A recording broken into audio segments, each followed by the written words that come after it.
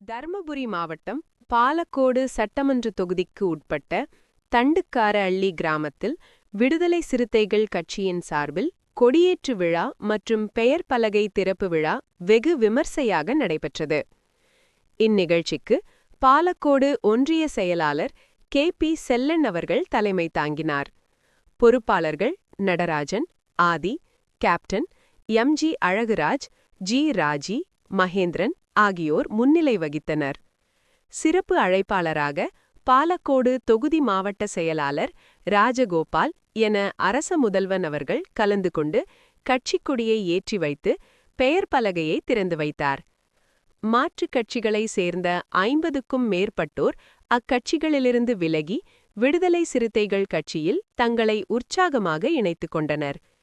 இந்நிகழ்வில் பாலக்கோடு மற்றும் காரிமங்கலம் ஒன்றிய பொறுப்பாளர்கள் சிறுத்தை பாலா, அருள், சிவக்குமார், சக்திவேல், அஜிஸ், பிரியா, மகேஸ்வரி, ரேணுகா, தமிழரசன், அருள்குமார், விஜய்பாரத், தமிழ்வளவன், வால்டர்குமார், ராஜேந்திரன், சக்திவேல், நவீன், மதன்குமார், திம்மராஜ், சந்தோஷ்,